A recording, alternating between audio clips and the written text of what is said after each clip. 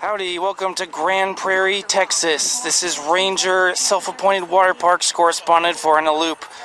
Today we're checking out Epic Waters. This is a brand new indoor water park. Now, the most unique thing about this building is that it has a retractable roof. Retractable roofs are all the rage these days here in the Metroplex, as this building has one, AT&T Stadium has a retractable roof, my house has a retractable roof, and the new Texas Rangers ballpark has a retractable roof. Okay, fine, one of those buildings doesn't have a retractable roof, but I'll let you do the research to figure out which one. Let's take a look inside this beautiful new water park. It is really warm in here. It's in the 40s outside. You walk in through those doors, quick security check, you get your wristbands in there, an arcade in there, and then we're already inside the water park. There's the lazy river and our glorious slide complex and the flow rider. Looks like there's some stand-up surfing allowed, sit-down boogie boarding, and short lines, so I'll get some rides on this shortly. Show you just a little bit of how this works. This is actually really hard. Standing up like this takes a lot of practice. Well, these are the locker prices. This is actually a really good deal for a water park in 2019. Although the small lockers are really small, they can just barely fit this cheerleader backpack. The jumbo ones are huge though. At $12, you could probably put 5 of these in this size locker here. Okay, so looking at all the water slides on the main slide complex, let's start with the Mat Racer slide. This is a pretty small model. There's only these twists up here followed by a short drop. The first time I went on it, I thought it was slow. The second time I actually thought that it was about on par with the off-the-shelf model. And the reason for that is on this far side, the yellow slide just has this small drop into the helix, whereas the second time I rode the green slide, which you see has a larger drop into the helix. So they will be faster in order going from left to right on this slide.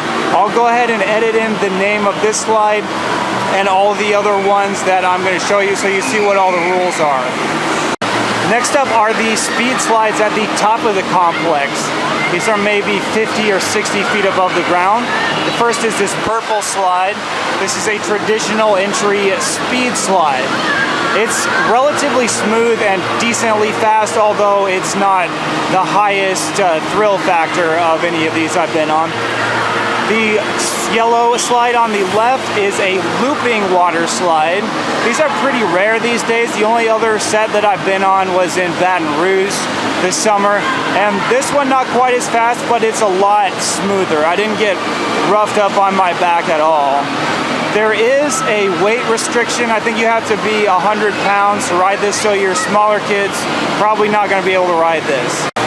So all the slides on this complex are made by Whitewater West.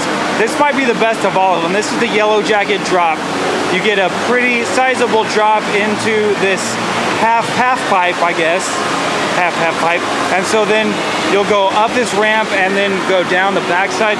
There's also a pretty nice 360 helix up at the top.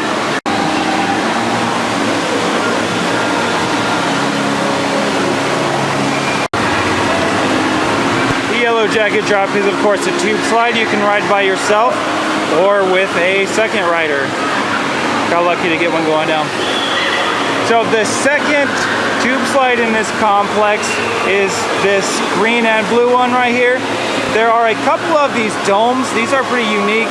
You drop into these domes and then you rock back and forth. Sometimes you end up going backwards. See the big duct work here. This is where the slide starts out. The other dome is right over there. So I like that the tube slides here are unique. They're not just off-the-shelf type of slides that don't do anything interesting. They did a nice job making their selections here. We're pretty close to the top of the slide complex here. The speed slides are up the stairs a little bit. This is the Texas Twist. This is a body slide, twisting body slide that goes outside. This is a really good body slide. There's some pretty good speed and some nice turns on it. Now also we notice in the background they've got this pond or whatever. I wish I could zoom out a little bit further. And we see the retractable roof. right here. So I'm assuming these panels slide down this way. I actually asked one of the employees about it, and they said they had never seen the panels be open. So this place is so new that the weather's, I guess it's never been good enough for them to open it up yet.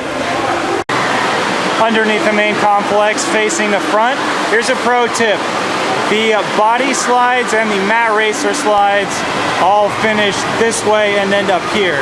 So if you have glasses or a towel or something, that's where you want to put it. Now conversely, on the other side, the tube slides end up over here. So then in that case, if you're riding nose blast, you want to put your stuff over there. It's a little bit inconvenient because all the slides don't end in the same place and you might having to end up walking back and forth quite a few times. Okay, so underneath the central slide complex is the water playground area. Not as big as some of the ones you see at the major outdoor water parks, but it certainly suffices for this size of park. There are a few small slides at the back side of the water playground, a main complex in the background.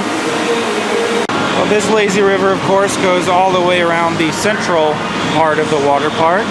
And so outside there is a wave pool.